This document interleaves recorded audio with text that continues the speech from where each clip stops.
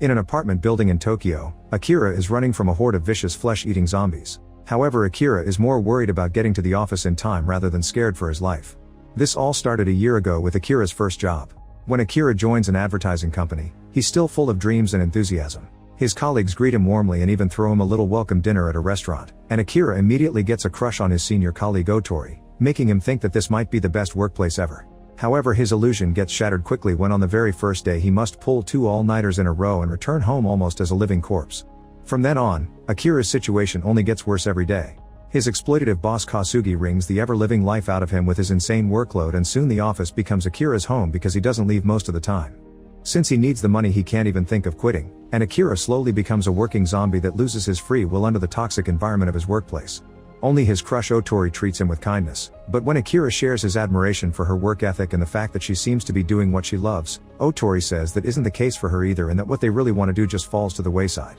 One evening, Akira manages to get a bit of free time to go out to dinner with his best friend Kensho, who used to play football with Akira during college.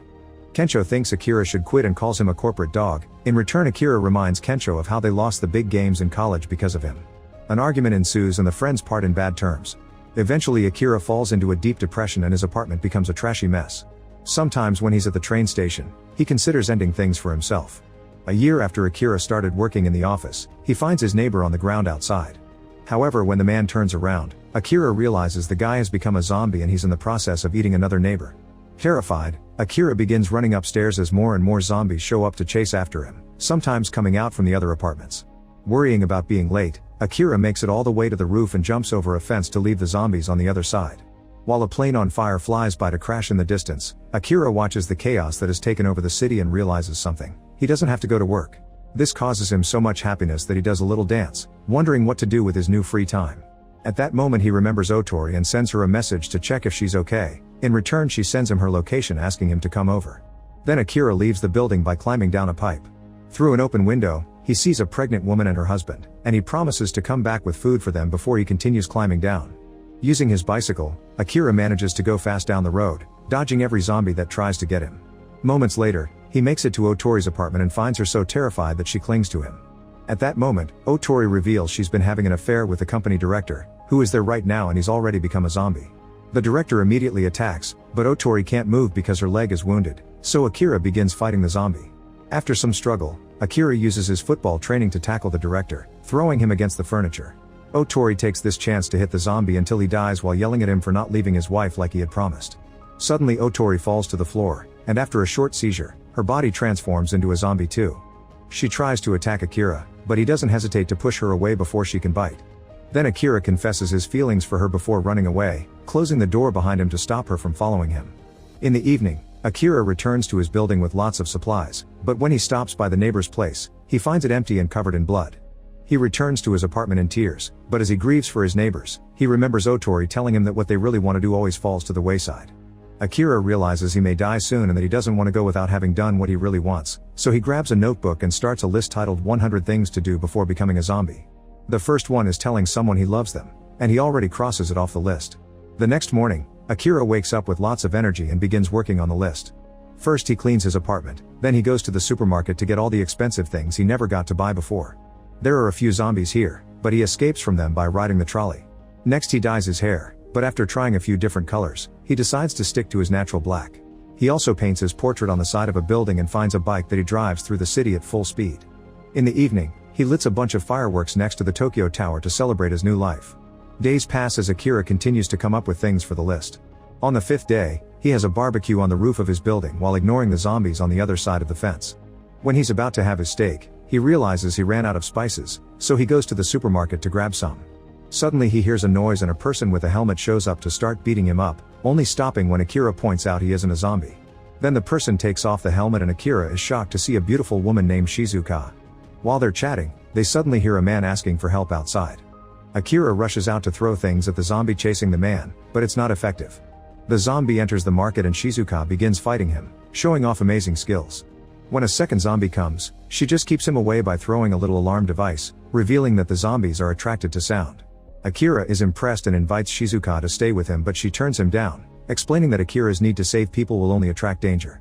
Afterward, Akira returns to his apartment, and looking at pictures of his college days makes him worry about his friend. He decides to add something to the list and then he calls Kencho, who is still human but in trouble. He's stuck inside a love hotel room because the corridors are full of zombies and the girl he had tied up to do the naughty is infected too.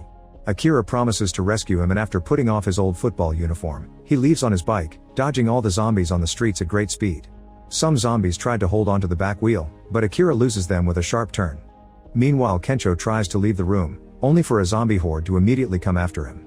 He rushes back inside, but hearing the zombies slam the door makes him have flashbacks of the time he failed the big game, putting him on the edge of a breakdown. Back to Akira, he finds the street of the hotel full of zombies, so he throws a speaker on the ground and makes it play music, causing all the zombies to gather around it. Then Akira uses his football training again to dodge and jump over any remaining zombies, even pushing a few of them away. After jumping on the roof of a few cars, he manages to enter the hotel and tackles another zombie before searching for Kencho. In the room, Kencho suddenly realizes it's quiet and opens the door to find the corridor empty. Akira shows up and both friends apologize to each other before more zombies come after them. The guys immediately run to the roof and jam the door with a ladder, finally getting to escape. The duo hides in a fancy restaurant and shares an amazing meal, during which Kencho finds the list. He discovers the last item is making up with my best friend and tells Akira that he's grateful for having him protecting everyone. This inspires Akira with an idea. He now wants to become a superhero to rescue people from the zombies, but Kencho points out Akira doesn't have powers. Sometime later, Kencho sees on the news that Tokyo is becoming hell on earth and says they should leave. Akira agrees and chooses the Marine Paradise Aquarium in Ibaraki as their destination because they have a special diving suit that protects the body from sharks, so it should protect Akira from zombies and be his superhero suit. Afterward they go to a market to get supplies, but at that moment they see a group of people running away from the zombies. Most of them unfortunately get killed, but Akira manages to get the attention of two flight attendants, a bus driver, and Shizuka, whose skills can't protect her from such a huge horde. The group runs into the store and pulls down the shutter, cutting a zombie's hand in the process. Everyone is grateful for the rescue, but the bus driver hides his bitten hand. Then they grab a bunch of supplies and have a little dinner with lots of drinking. Akira's list includes have a drink with a flight attendant, but when he tries to flirt with them, they ignore him in favor of Kencho. Both women leave with Kencho to get naughty in private, and Akira tries to chat with Shizuka, who notices he cut his hand with a shutter. She immediately takes care of it, revealing she used to study to be a doctor. At that moment, the bus driver transforms into a zombie and starts chasing after Akira and Shizuka. However, when he hears the trio having fun, he decides to go after them instead. By surprising them from behind, the driver manages to tackle one of the girls and bite her. When her friend tries to help her, the driver just turns to her and bites her too. Next, the driver begins chasing Kencho, and when Akira wishes to help him, Shizuka decides to leave them behind because she's better at surviving on her own. However, Shizuka finds a radio and uses it to distract the zombie, giving Akira the chance to rescue Kencho. While the driver is stuck on the radio, Shizuka runs to the door, but she can't lift the shutter alone and soon the zombified girls find her. She uses a basket to push all the zombies away while the boys show up to lift the shutter too, but they can't open it either. Seeing Shizuka fighting all the zombies at the same time, Kencho rushes to lit a bunch of fireworks, which distracts the zombies and allows Akira to rescue Shizuka. Then trio works together to open the shutter, and the boys rush to get inside an RV. At first Shizuka doesn't want to join them, but seeing the zombies come after them and considering she can't drive, she has no choice but to go with them. Soon the trio is out of the city.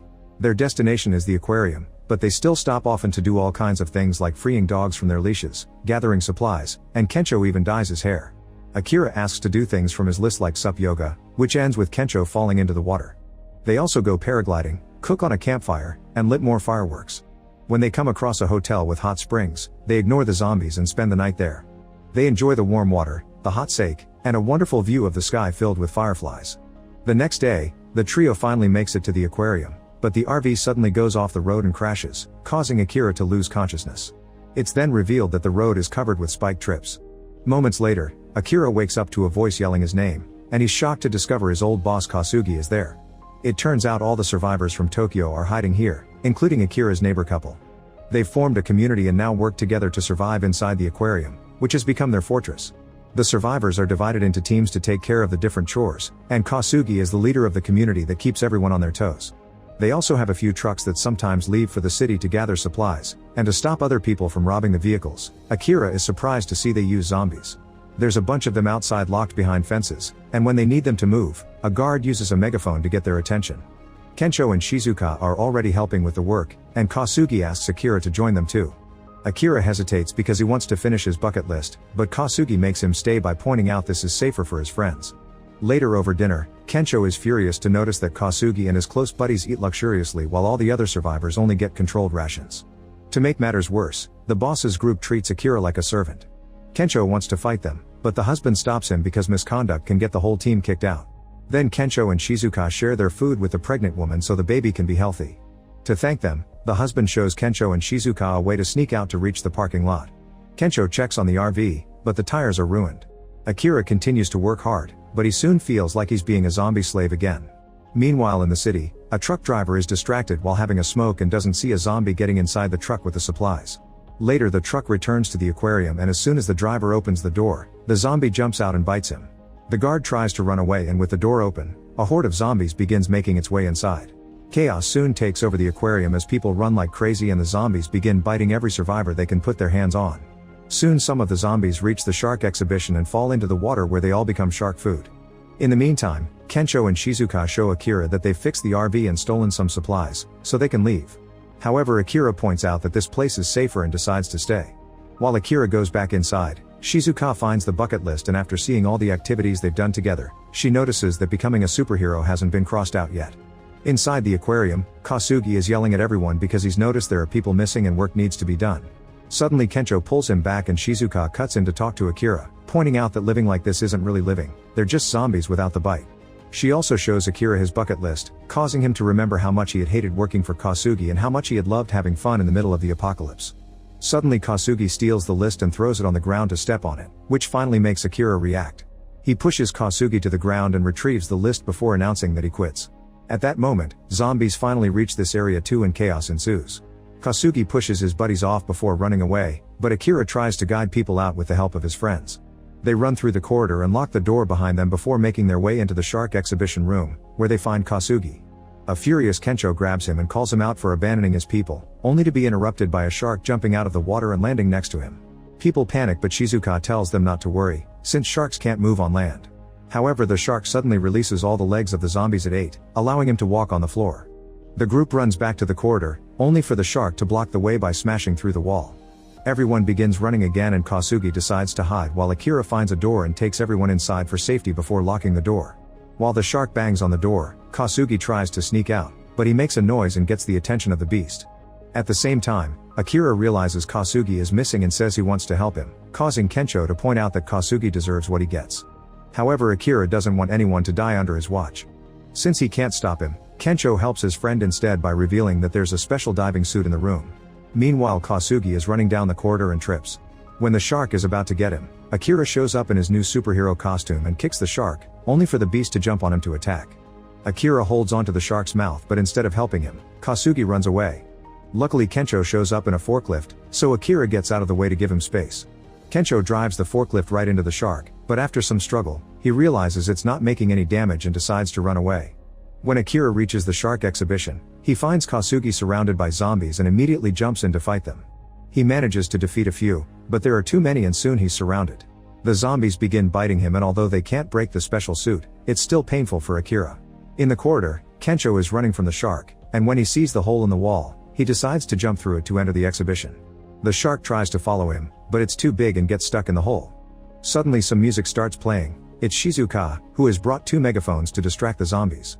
With quick and elegant movements, she runs through the horde as they come after her and when she reaches the edge of the tank, she throws the megaphones behind her. This causes all the zombies to follow the noise and fall into the water. The trio reunites and when Kasugi tries to join them, the shark finally frees itself and pushes the boss away.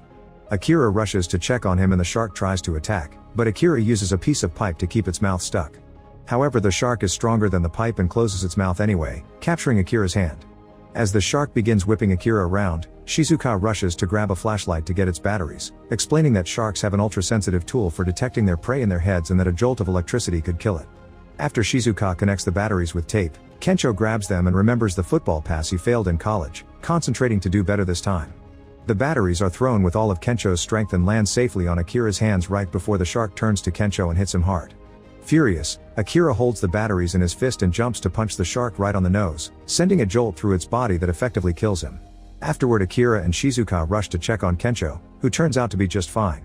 A few hours later, all the survivors have distributed the supplies among them and are getting ready to leave the aquarium. Kasugi shows up to try to stop them, but now the families are ready to stand up to him, and even his old employees call him out for having always been an awful boss. Everyone agrees Akira had been a better leader and now they're ready to leave to have a real life instead of working like a zombie. Ignoring Kasugi's whining, all the survivors thank Akira for opening their eyes and they leave in the cars. When the trio gets in their RV, Kasugi pretends to regret everything and tries to join them, but they turn him down and leave without him. Now the three friends are ready to add more things to the list. Shizuka wants to be a doctor to save lives and Kensho wants to be a comedian to make people laugh. Akira crosses out being a hero and adds making being a hero his new job before announcing they'll keep going until they reach 100.